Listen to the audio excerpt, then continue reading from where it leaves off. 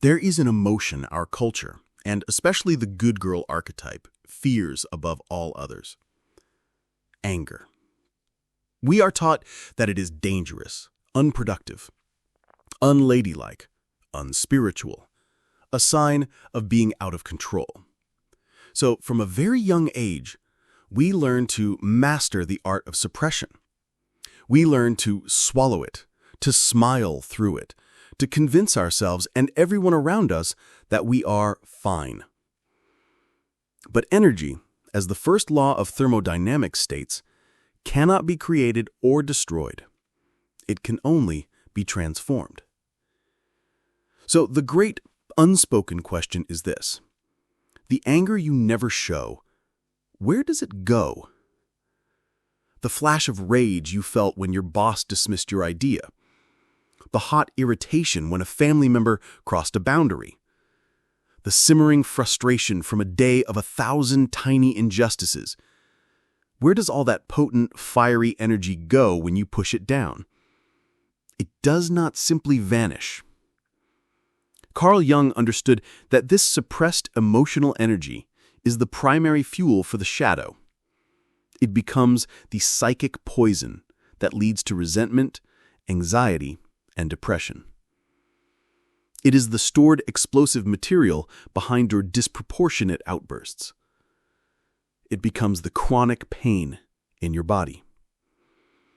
If you don't understand the journey your anger takes when it is denied expression, you will forever be a victim of its secret consequences. You will find yourself sick, tired, and resentful, without ever knowing the true source. But today, we will trace the path of this lost energy. We will uncover the 3 hidden places your anger goes when you don't let it out. And we will discover that this feared emotion is not an enemy to be vanquished, but a powerful, life-affirming ally waiting to be understood. To understand where the anger goes, we must first understand what it is. In its purest form, anger is not a negative emotion. It is a physiological event, a biological imperative.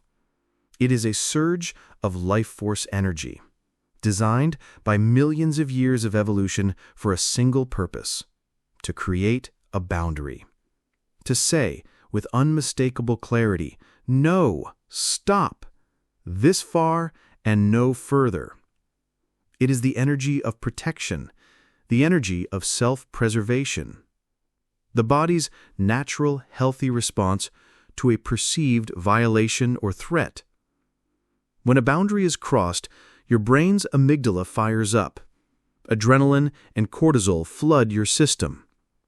Your heart rate increases, your muscles tense. You are, in that moment, a coiled spring, an animal primed for action, to fight or to flee. This is a beautiful, intelligent, and life-serving mechanism. But the good girl archetype, the people pleaser, has been taught that this mechanism is dangerous, that the coiled spring must be suppressed, that the animal must be caged. She learns to override this primal biological command. So the surge of energy happens, the adrenaline floods in, the muscles tense, but there is no outward action. There is no no, there is no stop.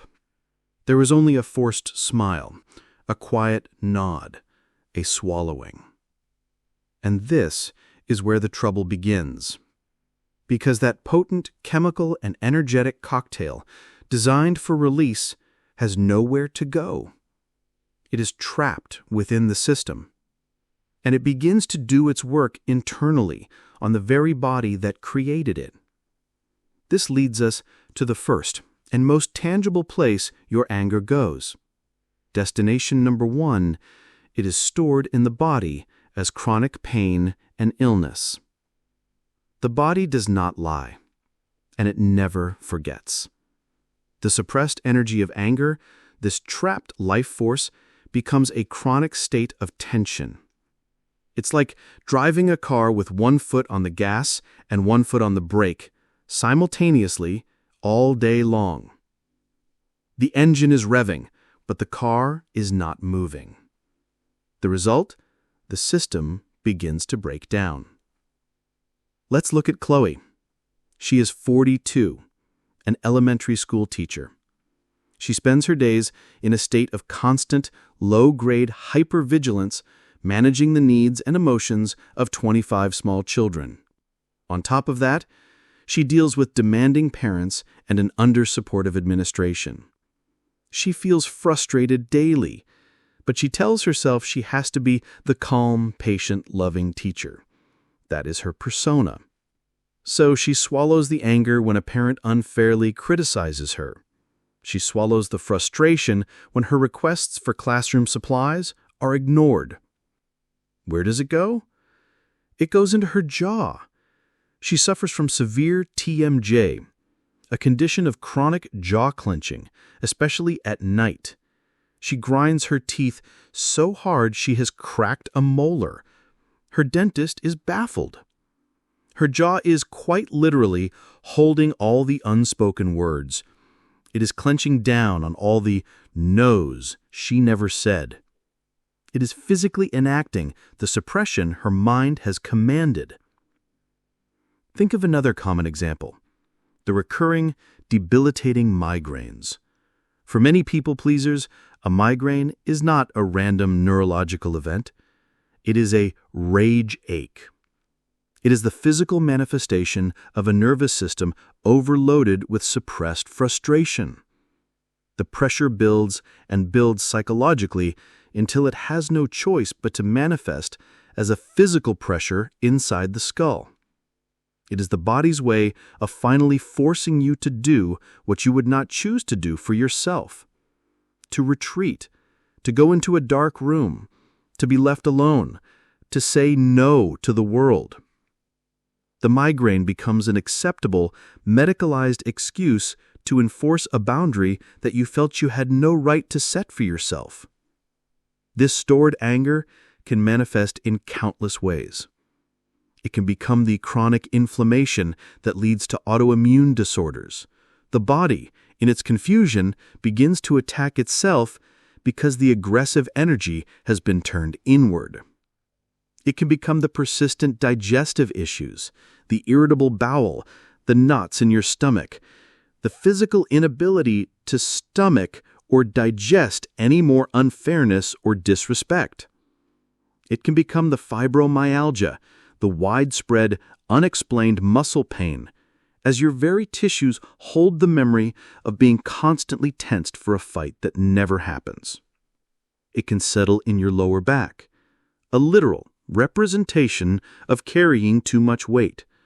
Not just physical weight, but the emotional weight of everyone around you. The medical world is slowly catching up to this ancient wisdom, with new research every day on the mind-body connection. But your body has always known. It is the most honest historian of your life. It is the physical archive of every swallowed feeling, every suppressed no. Pause here and scan your own body. Where is your chronic place of tension? Your jaw? Your neck and shoulders? Your stomach? Your head? What is the sensation that is always with you? The one you've learned to live with? The one you've dismissed as just stress or getting older? I invite you to consider a new possibility. That this physical symptom is not a sign that your body is failing you. It is a sign that your body is trying to speak to you. It is the voice of your shadow, using the only language you have left it, the language of pain. It is a loyal messenger, knocking from the inside, begging you to listen, begging you to stop abandoning it, because the energy was never meant to be trapped inside. It was meant to be released. It was meant to protect you. And when it cannot go outward to protect you from the world, it goes inward and begins to attack the only available territory: you. The body is the first destination for our suppressed anger. It is the most literal, the most primal, but it is not the only one. When the fiery energy of anger is denied its outward expression, it doesn't just attack the body. It also undergoes a kind of psychic alchemy. It transmutes, it changes form. It seeps into our emotional landscape, poisoning the very soil of our inner world. This leads us to the second hidden place your anger goes. Destination number 2. It is converted into resentment, anxiety, and depression. These 3 emotional states are often seen as the great plagues of modern life. We treat them as separate issues, as chemical imbalances or character flaws. But from a Jungian depth psychology perspective, they are often not the root problem. They are the symptoms. They are the masks that untended anger wears. Let's look at each one. First, and most corrosively, resentment. Resentment is the ghost of anger past. It is anger that has been left to decay. Think of it like this. Healthy anger is a fresh, hot fire. It burns brightly for a moment, delivers its message of boundary crossed, and then, if expressed and resolved, it dies down. It cleanses. Resentment, on the other hand, is the cold, toxic sludge left over after the fire has been smothered. It is a slow-acting poison that you drink every day, hoping the other person will get sick. The good girl archetype is a master of resentment. Because she cannot express her anger cleanly in the moment, she replays the scene over and over again in her mind. Let's go back to Sarah, the teacher whose boss took credit for her idea in a meeting. She smiled politely in the moment. She said nothing. The anger was suppressed. But that evening, while she is cooking dinner, she is not present. She is back in that meeting room. She is having the argument she never had. She is saying all the sharp, witty, devastating things she wishes she had said. She is building a case against her boss in the courtroom of her own mind. She is feeding the fire, not of clean anger, but of bitter resentment. This mental rehearsal feels powerful. It feels like she is doing something. But she is not. She is simply marinating her own soul in the acid of her unexpressed feelings. Resentment is the primary emotional state of the martyr. It is the secret currency of the people-pleaser. It creates a feeling of moral superiority, like, I am a better person than them, while simultaneously making you a powerless victim. It is the ultimate prison because the bars are made of your own silent grievances. Pause here and ask, who or what am I silently building a case against in my own mind? What unspoken anger is fueling this story? Next, let's talk about anxiety. We often think of anxiety as being rooted in fear of the future, and that is partly true. But for many people, especially those who suppress anger, anxiety is not just fear. It is misplaced, untethered energy. Remember that biological surge, the adrenaline, the cortisol, the tense muscles? That is an enormous amount of get up and go energy. It is meant to be discharged through action. When you suppress the action, the energy does not disappear. It remains trapped in your nervous system. It has no target, it has no direction, so it just vibrates. It becomes a free-floating sense of dread, a feeling of impending doom, a state of hypervigilance. This is anxiety.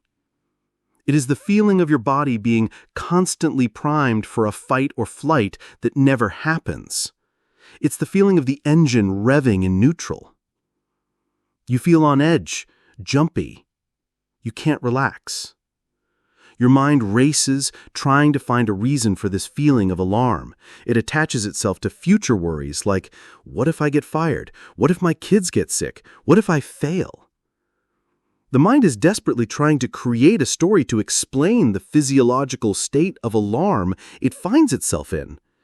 But the alarm was not triggered by a future threat. It was triggered by the anger you swallowed an hour ago. Think of a young man, let's call him David, who works in a highly competitive corporate environment. His colleague constantly makes passive-aggressive jabs at him in team meetings. David, wanting to be seen as a team player and non-confrontational, just laughs it off.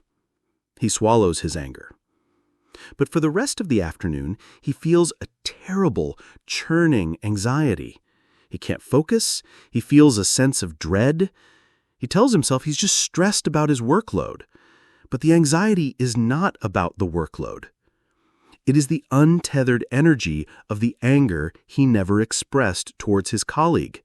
It is his nervous system screaming, "We are under attack," while his conscious mind insists everything is fine. This internal conflict is the very definition of anxiety. So ask yourself, when I feel anxious, could this feeling be connected to an anger I have recently suppressed? Is this fear of the future, or is this the untargeted energy of my past? Finally, the most misunderstood destination of all: depression. When anger is suppressed over and over again, for years, for decades, the system begins to give up. The body and psyche cannot sustain a state of constant low-grade alarm and resentment forever. It is too exhausting. So the system initiates an emergency shutdown. This shutdown is called depression. The psychoanalyst and author Alice Miller wrote that depression is frozen anger. It is what happens when the fire of your anger has been so consistently smothered that there is no heat left, only cold, heavy ash. The life force energy, the get up and go that fuels both healthy anger and healthy joy, simply goes offline. The result is the classic symptoms of depression: a feeling of numbness, of emptiness, a lack of motivation, a feeling of being disconnected from yourself and the world. The world loses its color. This is not sadness. Sadness is an active, flowing emotion. Depression is the absence of feeling. It is a state of profound psychic exhaustion. The good girl, after decades of swallowing her truth, of carrying everyone else's burdens, of denying her own life force, simply runs out of energy. The inner fire goes out. Depression in this context is not a sign of weakness. It is the logical, predictable outcome of a lifetime of self-abandonment. It is the body and soul finally saying, "I can't do this anymore, I quit." It is a cry for help from the deepest part of you, a signal that the entire operating system needs to be rebooted. It is a cry for the return of your own life force, the return of your healthy, vibrant, life-affirming anger. We have followed the path of suppressed anger into the body, where it becomes pain and illness. We have traced it into the psyche, where it transmutes into resentment, anxiety, and depression. But there is a third, vast territory where this exiled energy does its most destructive work, a place where its consequences are not just internal but relational. This leads us to the final hidden destination of the anger you never show. Destination number 3.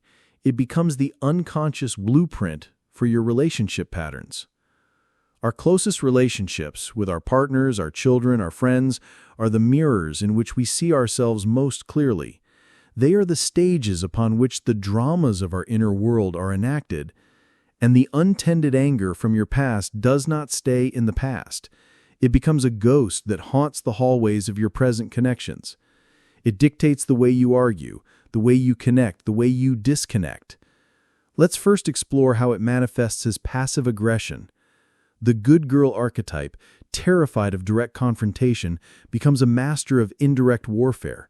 She cannot say, "I am angry that you didn't help with the dishes." That would be confrontational. It would risk conflict. So instead, the anger leaks out sideways. She might give her partner the silent treatment for the rest of the evening, forcing him to guess what he did wrong. She might make a sarcastic comment later, "Oh, don't worry about the kitchen. I love being the only one who cleans around here." She might forget to pick up his dry cleaning the next day. These are all acts of hostility, disguised as something else. They are designed to punish the other person without having to take responsibility for the anger itself. Passive aggression is the native language of the resentful shadow. It creates a deeply toxic environment of confusion, guilt, and mistrust. The other person never knows where they stand. And true intimacy cannot survive in an atmosphere of undeclared war. The relationship isn't destroyed by a single honest fight. It is slowly eroded by 1,000 tiny dishonest cuts. Pause and ask yourself, in what ways do I express my displeasure without ever saying the words, "I am angry"? What is my preferred method of indirect warfare? Next, it manifests as a pattern of attracting partners who mirror your own disowned anger. The psyche seeks wholeness. If you have completely disowned your own anger and assertiveness, you will often find yourself unconsciously drawn to partners who have no problem expressing theirs. Think of the classic pairing, the calm, accommodating, nice woman, and the volatile, passionate, easily angered man. On the surface, they seem like opposites, but from a Jungian perspective, they are two halves of a whole. She has outsourced her anger to him. He gets to express the rage for both of them. This creates a dysfunctional but stable dynamic. She gets to remain the good one, the victim of his outbursts, which reinforces her persona. He gets a partner who will tolerate his volatility because she is terrified of her own. She might complain to her friends, "He has such a temper." But the deeper truth is that she is both terrified of and secretly fascinated by his ability to express the very energy she has locked away. He is living out her shadow for her. This dynamic can also work in reverse with a calm man and an angry woman. The pattern is the same. The psyche is trying to bring the disowned energy back into your awareness through your partner. The question to ask is, what is my partner's relationship with anger, and how does it mirror or complement my own? What part of them am I both repelled by and secretly drawn to? Finally, suppressed anger becomes the fuel for repetitive, circular arguments. Do you and your partner have the same fight over and over again? The topic might change. It could be about money or chores or the kids, but the underlying feeling, the dynamic, is always the same. You end up feeling unheard and they end up feeling attacked. Nothing is ever resolved. This is because you are often not arguing about the topic at hand. You are arguing from the pain of your stored, unexpressed anger. You are not just angry about the credit card bill today. You are angry about every time in the past you have felt financially insecure or disrespected. Each new argument becomes a vehicle for all the old, unresolved anger. It's like trying to have a conversation in a room that is already full of smoke. You can't see each other clearly. You can't breathe. True resolution becomes impossible because the real issue is never brought to the table.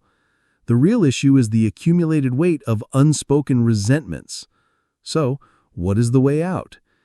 The path is not to learn better communication techniques to cover up the anger.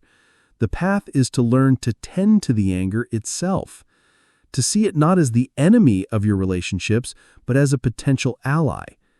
The first step is to begin metabolizing your anger on your own before bringing it to your partner. This means acknowledging it to yourself. I am angry. My boundary was crossed. My feeling is valid. This act alone can dissipate a huge amount of the energy. You are no longer suppressing it, so it no longer needs to build up pressure. The second step is to learn to differentiate the anger of the present moment from the anger of the past. Is my rage at this moment a 10 out of 10 because of what just happened, or is it a 3 out of 10 for what just happened plus 7 points of old stored resentment from a lifetime of similar experiences? This self-awareness allows you to approach the conversation with more clarity. And the third step, the most courageous of all, is to learn to speak from the feeling without blame. Instead of, "You always leave a mess," which is an attack, you learn to say, "When I see the mess, I feel angry and disrespected because the story I tell myself is that you don't value my time." This is not an attack. It is a revelation. You are revealing your inner world, not throwing a weapon. This is how anger, when honored and understood, can become a bridge to deeper intimacy, not a bulldozer that tears it down. It stops being the secret poison and starts becoming the powerful medicine. We have followed the ghost of our suppressed anger on its secret journey. We traced its path into the tissues of our body, where it becomes chronic pain and illness. We followed it into the landscape of our psyche, where it shapeshifts into the cold poison of resentment, the vibrating energy of anxiety, and the heavy ash of depression. And finally, we saw how it seeps into our relationships, creating patterns of passive aggression, dysfunctional attraction, and endless circular arguments. The great takeaway from this exploration is a radical one. The problem has never been your anger itself. The problem has been your relationship to it. The problem has been the cultural and familial programming that taught you this vital, life-serving energy was something to be feared, ashamed of, and hidden away. You were taught to cage a wild animal, and then you were blamed when the cage rattled and the animal roared. To heal is not to build a stronger cage. It is to understand that there was never anything wrong with the animal in the first place. It was not a monster to be contained, but a guardian to be befriended. Your anger is your protector. It is your truth teller. It is the sacred fire that is meant to burn away dishonesty and disrespect.